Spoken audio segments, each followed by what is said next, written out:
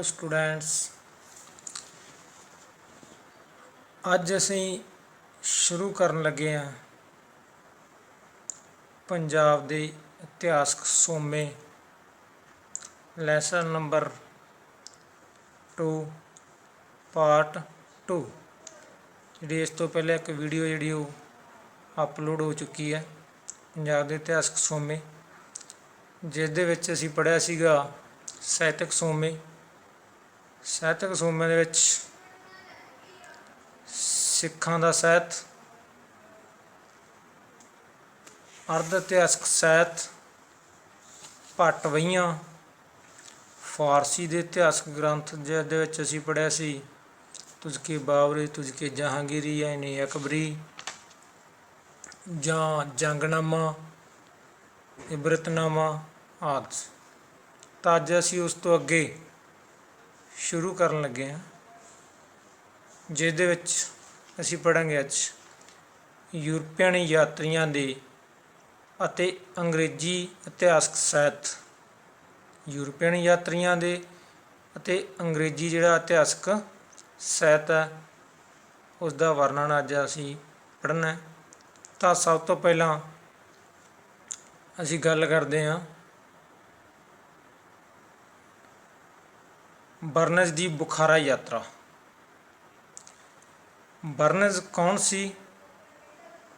अलेगजेंडर बर्नज एक ब्रिटिश अधिकारी सीगा जिहड़ा 1831 ईस्वी दे विच लाहौर आया सीगा। तो उसने अपनी पुस्तक ट्रैवलर्स इनटू बुखारा, बुखारा यात्रा सी जिहड़ी उसदी पुस्तक, तो उहदे विच महाराजा रणजीत सिंह दे अफगानिस्तान नाल जिहड़े संबंधां दा वर्णन बहुत वधिया तरीके नाल कीता गया। तो नैक्सट है पंजाब विच सिख शक्ति का आरंभ।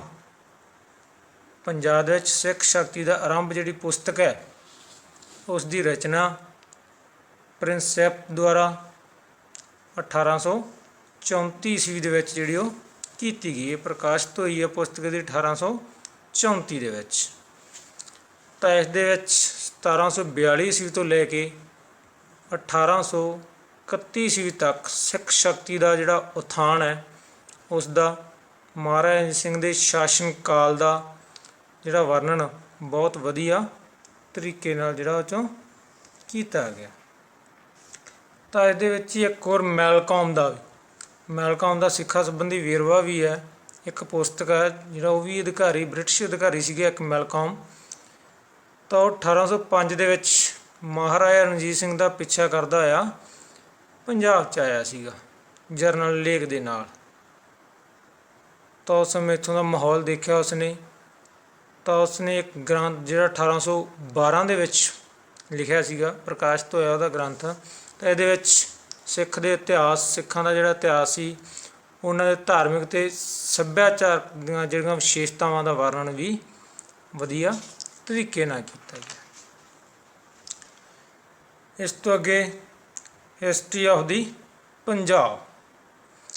हिस्टरी ऑफ दी पंजाब जिहड़ी पुस्तक है यह डॉक्टर मरे द्वारा 1842 दे विच जिहड़ी लिखी गई है। डॉक्टर मरे लुधियाना दे जिहड़े एक राजनीतिक एजेंट के रूप में काम करता सीगा। डॉक्टर मरे भी ब्रिटिश अधिकारी सीगा। तो 1826 ईस्वी विच महाराजा रणजीत सिंह जो बीमार पैंदे है तो उदों उन्हां दा इलाज भी डॉक्टर मरे ही करते हैं। तो महाराजा रणजीत सिंह के शासन काल तो बहुत चंगी तरह जाणू सीगे डॉक्टर मरे जी। तो 1842 उन्होंने एक जिहड़ी पुस्तक लिखी जिसका नाम हिस्टरी ऑफ दी पंजाब। तो इहदे उसने इतिहास उस समय का महाराजा रणजीत सिंह तो उसके उत्तराधिकारी से जिहड़े उन्होंने शासन काल दीआं जिहड़ियां भी घटनावां होईआं तो उन्हां दा वर्णन किया जिहड़ा कि सिख इतिहास के लिए बहुत उपयोगी सिद्ध होया। Next history of the Sikh. History of the Sikh जिहड़ी बुक है ये एक तो ਜਿਹੜੀ ਘਣੀਕੰਮ ਦੁਆਰਾ ਲਿਖੀ ਗਈ ਹੈ, ਅਤੇ ਇੱਕ ਇਹੀ ਬੁੱਕ ਹਿਸਟਰੀ ਆਫ ਦੀ ਸਿੱਖਸ ਹੈ ਜਿਹੜੀ, ਇਹ ਮੈਕਗ੍ਰੇਗਰ ਦੁਆਰਾ ਵੀ ਲਿਖੀ ਗਈ ਹੈ। ਮੈਕਗ੍ਰੇਗਰ ਵੀ ਇੱਕ ਜਿਹੜਾ ਬ੍ਰਿਟਿਸ਼ ਸੈਨਾ ਦੇ ਵਿੱਚ ਸੀਗਾ। 1846 ਵਿੱਚ ਉਸਨੇ ਜਿਹੜੀ ਪੁਸਤਕ ਪ੍ਰਕਾਸ਼ਿਤ ਕੀਤੀ ਸੀ, ਇਹ 2 ਭਾਗਾਂ ਦੇ ਵਿੱਚ ਵੰਡੀ ਹੋਈ ਆ। ਤਾਂ ਉਹਦੇ ਵਿੱਚ ਉਸਨੇ ਮਹਾਰਾਜਾ ਰਣਜੀਤ ਸਿੰਘ ਦੀ ਅਤੇ ਉਸ ਦੀ ਮੌਤ ਤੋਂ ਬਾਅਦ ਜਿਹੜਾ ਪਹਿਲਾ ਐਂਗਲੋ ਸਿੱਖ ਯੁੱਧ ਹੋਇਆ ਉਸਦਾ ਜਿਹੜਾ ਵਰਣਨ ਆ ਉਹ ਬਹੁਤ ਵਧੀਆ ਤਰੀਕੇ ਨਾਲ ਕੀਤਾ ਸੀ। ਹੁਣ ਅਸੀਂ ਗੱਲ ਕਰਾਂਗੇ ਹਿਸਟਰੀ ਆਫ ਦੀ ਸਿੱਖਸ ਘਣੀਕੰਮ। ਘਣੀਕੰਮ ਜਿਹੜਾ ਇਤਿਹਾਸਕਾਰ ਹੈ, ਇਹਦਾ ਪੂਰਾ ਨਾਂ ਸੀਗਾ JD ਜਾਂ ਜੋਸਫ ਡੇਵੀ ਘਣੀਕੰਮ। ਅਤੇ ਇਸ ਨੇ ਜਿਹੜੀ ਇਹ ਪੁਸਤਕ ਆ, ਇਹ ਵੀ ਇੱਕ ਅੰਗਰੇਜ਼ ਅਧਿਕਾਰੀ ਸੀਗਾ। ਤਾਂ 1836 ਤੋਂ ਲੈ ਕੇ ਜਿਹੜਾ 1846 ਤੱਕ ਉੱਤਰ ਪੱਛਮੀ ਏਜੰਸੀ ਵਿੱਚ ਇਹ ਸਹਾਇਕ ਅਹੁਦੇ ਉੱਤੇ ਰਿਹਾ ਘਣੀਕੰਮ। ਅਤੇ ਇਹਨੇ ਗਹਿਰਾਈ ਨਾਲ ਸਿੱਖ ਇਤਿਹਾਸ ਦਾ ਜਿਹੜਾ ਉਹ ਅਧਿਐਨ ਕੀਤਾ ਅਤੇ ਹਿਸਟਰੀ ਆਫ ਦੀ ਸਿੱਖਸ ਨਾਂ ਦੀ ਜਿਹੜੀ ਪੁਸਤਕ ਦੀ ਰਚਨਾ ਕੀਤੀ। ਤਾਂ ਉਸ ਦੇ ਇਸ ਬਿਰਤਾਂਤ ਦੇ ਕਾਰਨ ਇਸ ਪੁਸਤਕ ਨੂੰ ਸਿੱਖਾਂ ਦੇ ਇਤਿਹਾਸ ਵਿੱਚ ਬਹੁਤ ਹੀ ਭਰੋਸੇਯੋਗ ਮੰਨਿਆ ਗਿਆ। ਅਤੇ ਇੱਕ ਇਤਿਹਾਸਕਾਰ ਹੈ BJ ਹਸਰਤ, ਉਹਦਾ ਘਣੀਕੰਮ ਨੂੰ ਇੱਕ ਪੱਕਾ ਸਿੱਖ ਵੀ ਕਹਿੰਦਾ। ਤਾਂ ਇਸ ਤੋਂ ਅੱਗੇ ਅਸੀਂ ਗੱਲ ਕਰਦੇ ਹਾਂ ਖਾਲਸਾ ਦਰਬਾਰ ਦੇ ਰਿਕਾਰਡ। ਖਾਲਸਾ ਦਰਬਾਰ ਦੇ ਜਿਹੜੇ ਰਿਕਾਰਡ ਹੈ, ਮੇਨ ਹੈਡਿੰਗ ਹੈ ਖਾਲਸਾ ਦਰਬਾਰ ਦੇ ਰਿਕਾਰਡ। ਰਣਜੀਤ ਸਿੰਘ ਦੇ ਸ਼ਾਸਨ ਦੇ ਸਮੇਂ ਇਹ ਸਰਕਾਰੀ ਰਿਕਾਰਡ ਹੁੰਦੇ ਸੀਗੇ, ਅਤੇ ਇਹ ਰਿਕਾਰਡ ਰੱਖੇ ਵੀ ਫਾਰਸੀ ਭਾਸ਼ਾ ਦੇ ਵਿੱਚ ਜਾਂਦੇ ਸੀਗੇ। ਅਤੇ ਰਿਕਾਰਡ ਦੀਆਂ ਲਗਭਗ 1 ਲੱਖ ਤੋਂ ਜ਼ਿਆਦਾ ਜਿਹੜੀਆਂ ਫਾਈਲਾਂ ਲਾਹੌਰ ਦੇ ਪਟਿਆਲਾ ਦੇ ਅਭਿਲੇਖਗਾਰਾਂ ਦੇ ਵਿੱਚ ਪਈਆਂ ਸੀ। ਤਾਂ ਬ੍ਰਿਟਿਸ਼ ਸਰਕਾਰ ਦੀ ਬੇਨਤੀ ਕਰਨ 'ਤੇ ਜਿਹੜਾ ਇਹ ਰਿਕਾਰਡ ਸੀਗਾ, ਪੰਜਾਬ ਦਾ ਪ੍ਰਸਿੱਧ ਇਤਿਹਾਸਕਾਰ ਪ੍ਰੋਫੈਸਰ ਸੀਤਾਰਾਮ ਕੋਹਲੀ ਨੇ ਇਹਨਾਂ ਫਾਈਲਾਂ ਨੂੰ ਸੂਚੀਬੱਧ ਕੀਤਾ ਅਤੇ 2 ਜਿਹੜੇ ਭਿੰਨ ਭਿੰਨ ਭਾਗ ਸੀ ਉਹਨਾਂ ਦੇ ਵਿੱਚ ਵੰਡ ਕੇ ਅਲੱਗ-ਅਲੱਗ ਕੀਤੀਆਂ ਫਾਈਲਾਂ ਸੀ ਜਿਹੜੀਆਂ। ਅਤੇ ਇਸ ਰਿਕਾਰਡਾਂ ਤੋਂ ਸਾਨੂੰ ਮਹਾਰਾਜਾ ਰਣਜੀਤ ਸਿੰਘ ਦੇ ਸਮੇਂ ਦੇ ਪੰਜਾਬ ਦੀ ਰਾਜਨੀਤਿਕ, ਸਮਾਜਿਕ ਅਤੇ ਆਰਥਿਕ ਦਸ਼ਾ ਦਾ ਜਿਹੜਾ ਪਤਾ ਸਾਨੂੰ ਲੱਗਦਾ। ਇਸ ਤੋਂ ਅੱਗੇ ਲੋਕ ਸਾਹਿਤ। ਲੋਕ ਸਾਹਿਤ ਵੀ ਜਿਹੜਾ ਬਹੁਤ ਹੀ ਲਾਭਕਾਰੀ ਹੋਇਆ ਪੰਜਾਬ ਦਾ ਇਤਿਹਾਸ ਲਿਖਣ ਦੇ ਵਿੱਚ, ਕਿਉਂਕਿ ਲੋਕ ਸਾਹਿਤ ਦੇ ਵਿੱਚ ਲੋਕ ਕਥਾਵਾਂ, ਲੋਕ ਅਖਾਣਾਂ ਜਾਂ ਲੋਕ ਗੀਤ ਆ ਜਿਹੜੇ ਆਉਂਦੇ ਆ, ਤਾਂ ਜਿਹੜੇ ਲੋਕਾਂ ਦੇ ਮਾਨਸਿਕ ਭਾਵਾਂ ਨੂੰ ਬਹੁਤ ਚੰਗੀ ਤਰ੍ਹਾਂ ਬਿਆਨ ਕਰਦੇ ਹੁੰਦੇ ਆ। ਅਤੇ ਇਸ ਤੋਂ ਹੀ ਸਾਨੂੰ ਸਮੇਂ ਦੀ ਜਿਹੜੀ ਰਾਜਨੀਤਿਕ, ਸਮਾਜਿਕ, ਆਰਥਿਕ ਦਸ਼ਾ ਦਾ ਪਤਾ ਲੱਗ ਸਕਦਾ। ਤਾਂ ਜਿਸ ਤਰ੍ਹਾਂ ਅਸੀਂ ਉਦਾਹਰਨਾਂ ਲੈ ਸਕਦੇ ਹਾਂ ਵੀ ਜਦੋਂ ਮੀਰ ਮਨੂੰ ਨੇ ਸਿੱਖਾਂ 'ਤੇ ਬਹੁਤ ਸਾਰੇ ਜ਼ੁਲਮ ਕੀਤੇ, ਤਾਂ ਇਹਨਾਂ ਜ਼ੁਲਮਾਂ ਦੇ ਕਰਕੇ ਇੱਕ ਜਿਹੜੀਆਂ ਪ੍ਰਸਿੱਧ ਹੋਈਆਂ ਅਖਾਣਾਂ, ਉਹਨਾਂ ਵਿੱਚੋਂ ਕਹਾਵਤ ਸੀ ਜਿਹੜੀ ਇੱਕ, ਮਨੂੰ ਸਾਡੀ ਦਾਤਰੀ ਅਸੀਂ ਮਨੂੰ ਦੇ ਸੋਏ, ਜਿਉਂ ਜਿਉਂ ਮਨੂੰ ਵੜਦਾ ਅਸੀਂ ਦੂਣ ਸਵਾਏ ਹੋਏ। ਮਨੂੰ ਸਾਡੀ ਦਾਤਰੀ, ਵੀ ਮਨੂੰ ਮੀਰ ਮਨੂੰ ਹੈ ਜਿਹੜਾ ਸਾਡੀ ਉਹ ਦਾਤਰੀ ਹੈ, ਅਸੀਂ ਮਨੂੰ ਦੇ ਸੋਏ। ਸੋਆ ਦੀ ਇੱਕ ਜਿਹੜੀ ਫਸਲ ਹੁੰਦੀ ਹੈ, ਅਸੀਂ ਮਨੂੰ ਦੇ ਸੋਏ ਹਾਂ, ਜਿਉਂ ਜਿਉਂ ਮਨੂੰ ਵੜਦਾ। ਅਤੇ ਅਸੀਂ ਜਿਹੜੀ ਸੋਏ ਦੀ ਫਸਲ ਹੁੰਦੀ ਹੈ, ਜਿਸ ਤਰ੍ਹਾਂ ਉਸ ਨੂੰ ਵੱਢਿਆ ਜਾਂਦਾ, ਜਿੰਨਾ ਜ਼ਿਆਦਾ ਵੱਢਿਆ ਜਾਂਦਾ ਤਾਂ ਉਨੀ ਜ਼ਿਆਦਾ ਉਹ ਵੱਧਦੀ ਫੁੱਲਦੀ ਹੈ। ਤਾਂ ਜਿਉਂ ਜਿਉਂ ਮਨੂੰ ਵੜਦਾ ਅਸੀਂ ਦੂਣ ਸਵਾਏ। ਅਤੇ ਸਿੱਖਾਂ ਨੇ ਬਣਾਈ ਸੀ ਮਨੂੰ ਸਾਡੀ ਦਾਤਰੀ ਅਸੀਂ ਮਨੂੰ ਦੇ ਸੋਏ, ਜਿਉਂ ਜਿਉਂ ਮਨੂੰ ਵੜਦਾ ਅਸੀਂ ਦੂਣ ਸਵਾਏ। ਅਤੇ ਸਿੱਖਾਂ ਨੇ ਕਦੇ ਵੀ ਹੌਸਲਾ ਨਹੀਂ ਛੱਡਿਆ ਔਖੇ ਸਮੇਂ ਦੇ ਵਿੱਚ। ਤਾਂ ਇੱਕ ਹੋਰ ਉਦਾਹਰਨ ਲੈ ਸਕਦੇ ਹਾਂ, ਅਹਿਮਦ ਸ਼ਾਹ ਅਬਦਾਲੀ ਨੇ ਪੰਜਾਬ 'ਤੇ ਲਗਭਗ 8 ਹਮਲੇ ਕੀਤੇ ਆ। ਤਾਂ ਇਹਨਾਂ ਹਮਲਿਆਂ ਦੇ ਸਮੇਂ ਵੀ ਇੱਕ ਕਹਾਵਤ ਪ੍ਰਸਿੱਧ ਹੋਈ ਸੀ, ਖਾਧਾ ਪੀਤਾ ਲਾਹੇ ਦਾ, ਬਾਕੀ ਅਹਿਮਦ ਸ਼ਾਹੇ ਦਾ। ਵੀ ਜਿਹੜਾ ਖਾ ਲਿਆ ਪੀ ਲਿਆ, ਜਿੰਨੇ ਪੈਸੇ ਕਮਾਉਂਦੇ ਸੀਗੇ ਪੰਜਾਬ ਦੇ ਲੋਕ, ਤਾਂ ਉਹਨਾਂ ਦੇ ਵਿੱਚ ਇਹ ਚਰਚਾ ਸੀਗੀ ਵੀ ਜਿੰਨਾ ਵੱਧ ਤੋਂ ਵੱਧ ਖਾਧਾ ਜਾਵੇ ਤਾਂ ਉਹੀ ਫਾਇਦੇਮੰਦ ਹੈ। ਜੇਕਰ ਬਚਾ ਕੇ ਜੋੜ ਕੇ ਰੱਖਿਆ ਗਿਆ ਜਿਹੜਾ ਦਾਣਾ, ਉਹ ਅਹਿਮਦ ਸ਼ਾਹ ਅਬਦਾਲੀ ਆਵੇਗਾ, ਹਮਲਾ ਕਰੂਗਾ ਅਤੇ ਉਹ ਲੁੱਟ ਕੇ ਲਿਜਾ ਸਕਦਾ। ਇਸ ਕਰਕੇ ਉਹਨਾਂ ਦੇ ਵਿੱਚ ਜਿਹੜੀਆਂ ਆਦਤਾਂ ਸੀਗੀਆਂ, ਜਿਹੜਾ ਗੁਣ ਸੀਗੇ, ਉਹ ਵੱਧ ਖਾਣ ਪੀਣ ਦੀਆਂ, ਵਧੀਆ ਰਹਿਣ ਸਹਿਣ ਦੇ ਜਿਹੜੇ ਗੁਣ ਸੀ ਉਹ ਪੈਦਾ ਹੋਏ ਉਹਨਾਂ 'ਚ। ਇਹ ਸੀ ਸਾਰਾ ਜਿਹੜਾ ਸਾਡਾ ਸਾਹਿਤ, ਜਿਸ ਨੂੰ ਅਸੀਂ ਲੋਕ ਸਾਹਿਤ ਕਹਿੰਦੇ ਹਾਂ। ਤਾਂ ਇਹਦੇ ਵਿੱਚ ਦੋ ਭਾਗ ਸੀਗੇ, ਸਾਹਿਤਕ ਸੋਮੇ ਅਤੇ ਪੁਰਾਤੱਤਵ ਸੰਬੰਧੀ ਸੋਮੇ। ਸਾਹਿਤਕ ਸੋਮਿਆਂ ਤੋਂ ਅੱਗੇ ਹੁਣ ਅਸੀਂ ਪੜ੍ਹਾਂਗੇ ਪੁਰਾਤੱਤਵ ਸੰਬੰਧੀ ਸੋਮੇ। ਪੁਰਾਤੱਤਵ ਸੰਬੰਧੀ ਜਿਹੜੇ ਸੋਮੇ ਆ, ਇਸ ਦੇ ਵਿੱਚ ਭਵਨ ਆ ਜਾਂਦੇ ਆ, ਇਤਿਹਾਸਕ ਯਾਦਗਾਰਾਂ ਆ ਸਕਦੀਆਂ, ਸਿੱਕੇ, ਅਸਤਰ ਸ਼ਸਤਰ ਜਾਂ ਇਤਿਹਾਸਕ ਜਿਹੜੇ ਚਿੱਤਰ ਹੈ, ਉਹਨਾਂ ਦੀ ਸਹਾਇਤਾ ਨਾਲ ਜੋ ਸਾਨੂੰ ਇਤਿਹਾਸ ਪ੍ਰਾਪਤ ਹੁੰਦਾ, ਅਸੀਂ ਉਹਨਾਂ ਦੀ ਗੱਲ ਕਰਾਂਗੇ। ਤਾਂ ਸਭ ਤੋਂ ਪਹਿਲਾਂ ਭਵਨ ਅਤੇ ਇਤਿਹਾਸਕ ਯਾਦਗਾਰਾਂ। ਸਿੱਖ ਗੁਰੂ ਸਾਹਿਬਾਨਾਂ ਨੇ ਖਡੂਰ ਸਾਹਿਬ, ਗੋਇੰਦਵਾਲ ਸਾਹਿਬ, ਅੰਮ੍ਰਿਤਸਰ ਸਾਹਿਬ, ਤਰਨ ਤਾਰਨ, ਸ਼੍ਰੀ ਹਰਗੋਬਿੰਦਪੁਰ ਸਾਹਿਬ, ਕੀਰਤਪੁਰ ਸਾਹਿਬ, ਅਨੰਦਪੁਰ ਸਾਹਿਬ, ਪਾਉਂਟਾ ਸਾਹਿਬ ਆਦਿ ਕਈ ਨਗਰਾਂ ਦੀ ਸਥਾਪਨਾ ਕੀਤੀ। ਜਿਵੇਂ ਅੰਮ੍ਰਿਤਸਰ 1577 ਤੋਂ ਉਹਦੇ ਵਿੱਚ ਹਰਿਮੰਦਰ ਸਾਹਿਬ ਜਿਹੜਾ 1588-99 ਦੇ ਵਿੱਚ ਨੀਂਹ ਪੱਥਰ ਰੱਖਿਆ ਗਿਆ ਸੀਗਾ ਸਾਈਂ ਮੀਆਂ ਮੀਰ ਜੀ ਦੁਆਰਾ। ਉਸ ਤਰ੍ਹਾਂ ਹੀ ਜਿਹੜਾ ਕੀਰਤਪੁਰ ਹੈ, ਕਰਤਾਰਪੁਰ ਹੈ, ਅਨੰਦਪੁਰ ਸਾਹਿਬ ਹੈ, ਗੁਰੂ ਤੇਗ ਬਹਾਦਰ ਜੀ ਨੇ ਵਸਾਇਆ ਸੀਗਾ। ਮੱਖੋਵਾਲ ਇਸ ਦਾ ਪਹਿਲਾ ਨਾਂ। ਤਾਂ ਇਹਨਾਂ ਨਗਰਾਂ ਦੀ ਜਿਹੜੀ ਸਥਾਪਨਾ ਹੋਈ ਸੀ, ਇਹਨਾਂ ਨਗਰਾਂ ਦੇ ਵਿੱਚ ਬਣੇ ਜਿਹੜੇ ਭਵਨ, ਸਰੋਵਰ ਜਾਂ ਇਹਨਾਂ ਸਿੱਖ ਇਮਾਰਤਾਂ ਸੀ ਜਿਹੜੀਆਂ, ਤਾਂ ਇਹਨਾਂ ਤੋਂ ਸਾਨੂੰ ਜਿਹੜੀ ਬੜਮੁੱਲੀ ਜਾਣਕਾਰੀ ਮਿਲਦੀ ਹੈ ਸਿੱਖ ਧਰਮ ਦੇ ਸੰਬੰਧੀ, ਉਸ ਦੀਆਂ ਪਰੰਪਰਾ ਦੇ ਸੰਬੰਧੀ। ਜਿਸ ਤਰ੍ਹਾਂ ਅਸੀਂ ਹਰਿਮੰਦਰ ਸਾਹਿਬ ਦੀ ਗੱਲ ਕਰਦੇ ਹਾਂ, ਤਾਂ ਉਹਦੇ ਸਾਹਮਣੇ ਅਕਾਲ ਤਖਤ ਸਾਹਿਬ ਜੀ ਦਾ ਨਿਰਮਾਣ ਹੈ ਜਿਹੜਾ ਉਹ ਸ਼੍ਰੀ ਗੁਰੂ ਹਰਗੋਬਿੰਦ ਜੀ ਨੇ ਕਰਾਇਆ ਸੀ। 1606 ਦੇ ਵਿੱਚ ਸ਼ੁਰੂ ਹੋਇਆ ਸੀ ਉਹ, ਤਾਂ 1609 ਦੇ ਵਿੱਚ ਜਿਹੜਾ ਸੰਪੂਰਨ ਹੋਇਆ ਸੀਗਾ। ਤਾਂ ਇਹ ਜਿਹੜਾ ਸਾਰਾ ਕੰਮ ਸੀ ਭਾਈ ਗੁਰਦਾਸ ਜੀ ਅਤੇ ਬਾਬਾ ਬੁੱਢਾ ਜੀ ਦੀ ਦੇਖ ਰੇਖ ਦੇ ਵਿੱਚ ਸੰਪੰਨ ਹੋਇਆ ਸੀਗਾ। ਤਾਂ ਅਕਾਲ ਤਖਤ 'ਤੇ ਜਿਹੜਾ ਈਸ਼ਵਰ ਦੀ ਗੱਦੀ ਮੰਨਿਆ ਗਿਆ, ਅਕਾਲ ਤਖਤ ਦਾ ਅਰਥ ਈਸ਼ਵਰ ਦੀ ਗੱਦੀ।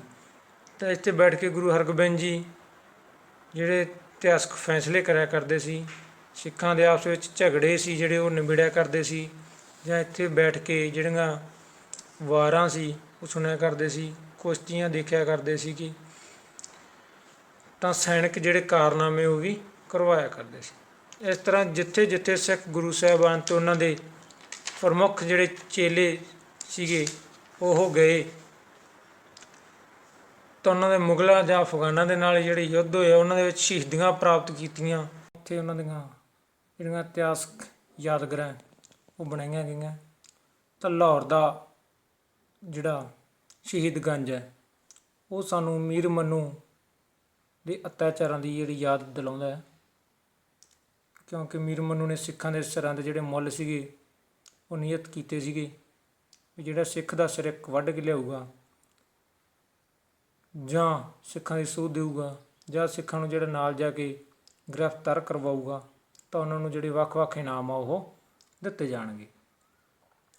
ਤਾਂ ਇਸ ਤਰ੍ਹਾਂ ਲਾਹੌਰ ਦੇ ਵਿੱਚ ਉਹਨਾਂ ਨੇ ਸਿੱਖਾਂ ਦੇ ਸਿਰ ਜਿਹੜੇ ਸੀ ਉਹ ਵੱਢੇ ਸੀਗੇ। ਤਾਂ ਉੱਥੇ ਗੁੰਬਦ ਬਣਾਇਆ ਗਿਆ ਸੀਗਾ ਸਿੱਖਾਂ ਦੇ ਸਿਰਾਂ ਦਾ, ਤਾਂ ਜੋ ਕਿ ਲੋਕ ਦੇਖ ਕੇ ਡਰ ਜਾਣ, ਉਹਨਾਂ ਦੇ ਵਿੱਚ ਖੌਫ ਬਣੇ।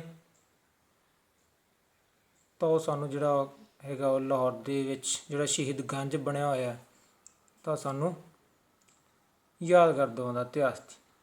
ਤਾਂ ਇਸ ਤੋਂ ਇਲਾਵਾ 18ਵੀਂ ਸਦੀ ਦੇ ਜਿਹੜੇ ਸਿੱਖ ਸਰਦਾਰ ਮਹਾਰਾਜਾ ਰਣਜੀਤ ਸਿੰਘ ਜਾਂ ਨਾਭਾ, ਪਟਿਆਲਾ, ਜੀਂਦ, ਕਪੂਰਥਲਾ, ਫਰੀਦਕੋਟ, ਮਲੇਰਕੋਟਲਾ ਦੇ ਜਿਹੜੇ ਸ਼ਾਸਕ ਹੋਏ ਆ, ਤਾਂ ਉਹਨਾਂ ਦੁਆਰਾ ਬਣਾਏ ਗਏ ਰਾਜ ਮਹੱਲ ਜਾਂ ਕਿਲ੍ਹੇ, ਉਹ ਵੀ ਪੰਜਾਬ ਦੇ ਜਿਹੜੇ ਇਤਿਹਾਸ ਅਤੇ ਭਵਨ ਨਿਰਮਾਣ ਕਲਾ ਦਾ ਜਾਣਕਾਰੀ ਦੇਣ ਦੇ ਵਿੱਚ ਬਹੁਤ ਜ਼ਿਆਦਾ ਸਹਾਇਕ ਸਿੱਧ ਹੁੰਦੇ ਆ। ਤਾਂ ਇਸ ਤੋਂ ਅੱਗੇ ਸਿੱਕੇ ਸੀ ਜਿਹੜੇ ਉਸ ਸਮੇਂ ਦੀ ਕਰੰਸੀ ਸੀ, ਉਹ ਵੀ ਬਹੁਮੁੱਲਾ ਸੋਮਾ ਰਹੀ ਹੈ। ਮੁਗਲ ਬਾਦਸ਼ਾਹ ਦੇ ਸਿੱਕਿਆਂ ਤੋਂ ਇਲਾਵਾ ਬੰਦਾ ਸਿੰਘ ਬਹਾਦਰ ਦੇ ਸਿੱਕੇ, ਮਹਾਰਾਜਾ ਰਣਜੀਤ ਸਿੰਘ ਦੇ ਸਮੇਂ ਦੇ ਸਿੱਕੇ, ਜੱਸਾ ਸਿੰਘ ਆਹਲੂਵਾਲੀਆ, ਅਹਿਮਦ ਸ਼ਾਹ ਅਬਦਾਲੀ, ਪਟਿਆਲਾ, ਨਾਭਾ, ਜੀਂਦ, ਫਰੀਦਕੋਟ, ਕਪੂਰਥਲਾ ਰਿਆਸਤਾਂ ਦੇ ਜਿਹੜੇ ਰਾਜੇ ਸੀ ਉਹਨਾਂ ਦੁਆਰਾ ਜਿਹੜੇ ਸਿੱਕੇ ਚਲਾਏ ਗਏ ਸੀ ਉਹ ਵੀ ਪ੍ਰਾਪਤ ਹੋਏ ਆ। ਤਾਂ ਇਹ ਸਿੱਕੇ ਨਾ ਸਿਰਫ ਪ੍ਰਮੁੱਖ ਜਿਹੜੀਆਂ ਘਟਨਾਵਾਂ ਸੀ ਜਾਂ ਰਾਜਵੰਸ਼ਾਂ ਦੀਆਂ ਤਰੀਕਾਂ ਦੱਸਦੇ ਹਨ, ਸਗੋਂ ਉਸ ਸਮੇਂ ਦੇ ਰਾਜ ਕਰਨ ਵਾਲੇ ਜਿਹੜੇ ਸ਼ਾਸਕ ਸੀ ਉਹਨਾਂ ਬਾਰੇ ਵੀ ਬਹੁਮੁੱਲੀ ਜਾਣਕਾਰੀ ਦਿੰਦੇ ਨੇ। ਤਾਂ ਉਦਾਹਰਨ ਵਜੋਂ ਜਿਵੇਂ ਬੰਦਾ ਸਿੰਘ ਬਹਾਦਰ ਅਤੇ ਮਹਾਰਾਜਾ ਰਣਜੀਤ ਸਿੰਘ ਦੇ ਸਿੱਕੇ, ਜਿਨ੍ਹਾਂ ਦੇ ਨਾਮ ਨਾਨਕਸ਼ਾਹੀ ਅਤੇ ਗੋਬਿੰਦਸ਼ਾਹੀ। ਅਕਸਰੀ ਕੁਐਸਚਨ ਜਿਹੜਾ ਪ੍ਰਸ਼ਨ ਆ ਉਹ ਪੇਪਰਾਂ ਦੇ ਵਿੱਚ ਆ ਜਾਂਦਾ ਕਿ ਬੰਦਾ ਸਿੰਘ ਬਹਾਦਰ ਨੇ ਜਾਂ ਮਹਾਰਾਜਾ ਰਣਜੀਤ ਸਿੰਘ ਦੇ ਕਿਹੜੇ ਸਿੱਕੇ ਚਲਾਏ, ਗੋਬਿੰਦਸ਼ਾਹੀ ਅਤੇ ਨਾਨਕਸ਼ਾਹੀ। ਤਾਂ ਗੁਰੂ ਨਾਨਕ ਦੇਵ ਜੀ ਅਤੇ ਗੁਰੂ ਗੋਬਿੰਦ ਸਿੰਘ ਜੀ ਦੇ ਪ੍ਰਤੀ ਉਹਨਾਂ ਦੀ ਜਿਹੜੀ ਸ਼ਰਧਾ ਭਾਵਨਾ ਉਹ ਪ੍ਰਗਟ ਹੁੰਦੀ ਹੈ। ਤਾਂ ਉਸ ਤੋਂ ਅੱਗੇ ਵੈਪਨਸ, ਅਸਤਰ ਸ਼ਸਤਰ, ਜਿਹੜੇ ਉਸ ਸਮੇਂ ਯੁੱਧਾਂ ਦੇ ਵਿੱਚ ਹਥਿਆਰ ਜਿਹੜੇ ਉਹ ਵਰਤੇ ਜਾਂਦੇ ਸੀਗੇ। ਤਾਂ ਇਤਿਹਾਸਕ ਗੁਰਦੁਆਰਿਆਂ ਦੇ ਵਿੱਚ, ਰਾਜ ਮਹੱਲਾਂ ਦੇ ਵਿੱਚ, ਕਿਲ੍ਹਿਆਂ ਜਾਂ ਸਰਕਾਰੀ ਅਜਾਇਬ ਘਰਾਂ ਦੇ ਵਿੱਚ ਗੁਰੂ ਗੋਬਿੰਦ ਸਿੰਘ ਜੀ, ਸਿੱਖ ਮਿਸਲ ਸਰਦਾਰਾਂ ਦੇ ਪਟਿਆਲਾ, ਨਾਭਾ, ਜੀਂਦ, ਫਰੀਦਕੋਟ, ਕਪੂਰਥਲਾ ਆਦਿ ਜਿਹੜੇ ਸ਼ਾਸਕਾਂ ਦੇ ਮਹਾਰਾਜਾ ਰਣਜੀਤ ਸਿੰਘ ਦੇ ਸਮੇਂ ਦੇ ਯੁੱਧ ਵਿੱਚ ਪ੍ਰਯੋਗ ਜਿਹੜੇ ਹਥਿਆਰ ਜਾਂ ਅਸਤਰ ਸ਼ਸਤਰ ਹੋਏ ਆ ਉਹ ਰੱਖੇ ਗਏ ਆ ਅਜਾਇਬ ਘਰਾਂ ਦੇ ਵਿੱਚ। ਤਾਂ ਇਹਨਾਂ ਤੋਂ ਉਸ ਸਮੇਂ ਦੀ ਜਿਹੜੀ ਯੁੱਧ ਪ੍ਰਣਾਲੀ ਆ ਉਹਦਾ ਬਹੁਤ ਚੰਗੀ ਤਰ੍ਹਾਂ ਪਤਾ ਲੱਗਦਾ। ਤਾਂ ਇਸ ਤੋਂ ਅੱਗੇ ਇਤਿਹਾਸਕ ਚਿੱਤਰ, ਜਿਹੜੇ ਇਤਿਹਾਸਕ ਚਿੱਤਰ ਬਣਾਏ ਗਏ ਆ ਪ੍ਰਾਚੀਨ ਗ੍ਰੰਥਾਂ ਦੇ ਵਿੱਚ ਜਾਂ ਗੁਰਦੁਆਰਿਆਂ ਦੀਆਂ ਦੀਵਾਰਾਂ 'ਤੇ, ਰਾਜ ਮਹੱਲਾਂ 'ਚ, ਅਜਾਇਬ ਘਰਾਂ ਵਿੱਚੋਂ ਸਾਨੂੰ ਪ੍ਰਾਪਤ ਹੋਇਆ ਇਹ।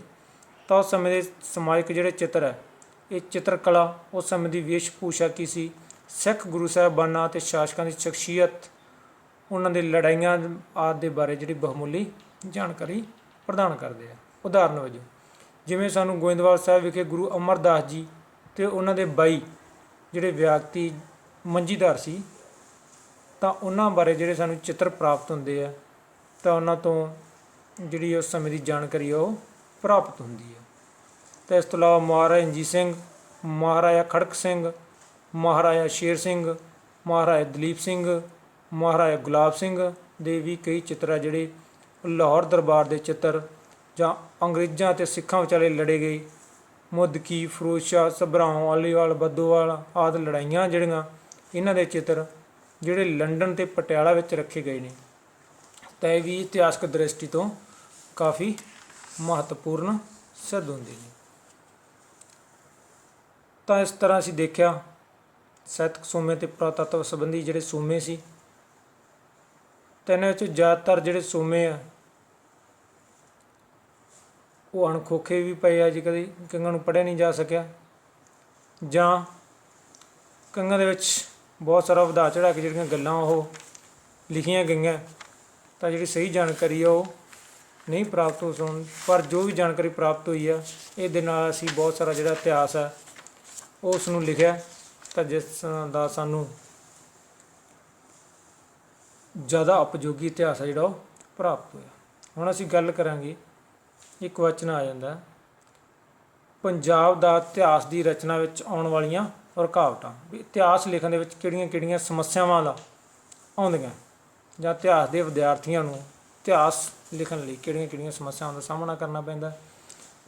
ਤਾਂ ਜਿਸ ਤਰ੍ਹਾਂ ਦੇਖਦੇ ਹਾਂ ਅਸੀਂ ਵੀ ਉਸ ਸਮੇਂ ਪੰਜਾਬ ਦੇ ਲੋਕ ਸੀ ਜਿਹੜਾ ਉਹ ਇਤਿਹਾਸ ਲਿਖਣ ਦੇ ਵਿੱਚ ਰੁਚੀ ਨਹੀਂ ਲੈਂਦੇ ਸੀ। ਫਸਟ ਪੁਆਇੰਟ ਬਣ ਜਾਂਦਾ ਇਹਦਾ ਵੀ ਪੰਜਾਬ ਦੇ ਲੋਕਾਂ ਦਾ ਇਤਿਹਾਸ ਲਿਖਣ ਵਿੱਚ ਰੁਚੀ ਨਾ ਲੈਣਾ,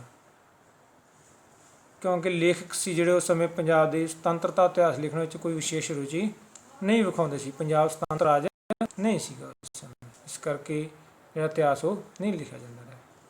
ਸੈਕੰਡ ਆ ਜਾਂਦਾ ਉੱਤਰ ਪੱਛਮੀ ਸੀਮਾ 'ਤੇ ਪੰਜਾਬ ਦਾ ਸਥਿਤ, ਕਿਉਂਕਿ ਉੱਤਰ ਪੱਛਮੀ ਸੀਮਾ ਹਮੇਸ਼ਾ ਹੀ ਵਿਵਾਦ ਦਾ ਕਾਰਨ ਬਣੀ ਰਹੀ ਹੈ। ਤਾਂ ਸਭ ਤੋਂ ਵੱਧ ਹਮਲਾਵਰ ਆ ਜਿਹੜੇ ਉੱਤਰ ਪੱਛਮੀ ਸੀਮਾ ਦਰਾ ਖੈਬਰ ਦੇ ਰਾਹੀਂ ਪੰਜਾਬ ਦੇ ਵਿੱਚ ਦਾਖਲ ਹੁੰਦੇ ਰਹੇ ਆ। ਤਾਂ ਕੋਈ ਸਮਾਂ ਸੀ ਜਦੋਂ ਹਮਲਾ ਨਾ ਹੁੰਦਾ ਤਾਂ ਲਗਾਤਾਰ ਜਿਹੜੇ ਹਮਲੇ ਉਹ ਪੰਜਾਬ 'ਤੇ ਹੁੰਦੇ ਰਹੇ। ਇਸ ਕਰਕੇ ਵੀ ਜਿਹੜਾ ਪੰਜਾਬ ਦਾ ਬਹੁਤ ਸਾਰਾ ਇਤਿਹਾਸ ਸੀ ਉਸ ਨੂੰ ਹਾਨੀ ਵੀ ਹੋਈ ਹੈ, ਕਿਉਂਕਿ ਲੜਾਈਆਂ ਦੇ ਵਿੱਚ ਬਹੁਤ ਸਾਰਾ ਨਸ਼ਟ ਹੋ ਗਿਆ ਸੀ, ਜਾਂ ਉਸ ਸਮੇਂ ਫਿਰ ਲਿਖਣ ਦਾ ਮੌਕਾ ਜਿਹੜਾ ਉਹ ਘੱਟ ਮਿਲਿਆ। ਤਾਂ ਇਸ ਤੋਂ ਅੱਗੇ ਅਸੀਂ ਦੇਖਦੇ ਹਾਂ ਮੁਸਲਮਾਨ ਇਤਿਹਾਸਕਾਰਾਂ ਦੇ ਪੱਖਪਾਤ ਵਿਚਾਰ ਜਾਂ ਕੱਟੜਤਾਪੂਰਨ ਵਿਚਾਰ। ਉਸ ਸਮੇਂ ਜਿਹੜਾ ਸ਼ਾਸਕ ਵਰਗ ਸੀਗਾ ਉਹ ਮੁਸਲਮਾਨ ਨਾਲ ਸੰਬੰਧਿਤ ਸੀਗਾ, ਤਾਂ ਜ਼ਿਆਦਾਤਰ ਇਤਿਹਾਸਕਾਰ ਜਿਹੜੇ ਮੁਸਲਮਾਨ ਸੀ ਉਹਨਾਂ ਨੇ ਸਿੱਖ ਧਰਮ ਨੂੰ ਜਾਂ ਹੋਰ ਦੂਸਰੇ ਹਿੰਦੂ ਧਰਮ ਨੂੰ ਨੀਵਾਂ ਦਿਖਾਉਣ ਦੀ ਕੋਸ਼ਿਸ਼ ਕੀਤੀ ਅਤੇ ਆਪਣੇ ਧਰਮ ਨੂੰ ਉੱਚਾ ਚੁੱਕਿਆ। ਤਾਂ ਇਸ ਤਰ੍ਹਾਂ ਜਿਹੜੀਆਂ ਸਹੀ ਜਾਣਕਾਰੀ ਆ ਉਹ ਵੀ ਪ੍ਰਾਪਤ ਇਸ ਦੇ ਵਿੱਚੋਂ ਨਹੀਂ ਹੁੰਦੀ। ਸਿੱਖ ਧਰਮ ਦੇ ਵਿੱਚ ਵੀ ਇੱਕ ਅਜਿਹੀ ਲਹਿਰ ਸੀ ਜਿਸ ਦਾ ਟੀਚਾ ਹਿੰਦੂਆਂ ਦੀਆਂ ਸਮਾਜਿਕ ਬੁਰਾਈਆਂ ਜਿਵੇਂ ਜਾਤ ਪਾਤ, ਮੂਰਤੀ ਪੂਜਾ, ਪਰਦਾ ਪ੍ਰਥਾ, ਬਾਲ ਵਿਆਹ ਜਾਂ ਹੋਰ ਕਰਮ ਕਾਂਡ ਸੀ ਜਿਹੜੇ ਉਹਨਾਂ ਨੂੰ ਖਤਮ ਕਰਨਾ ਸੀ।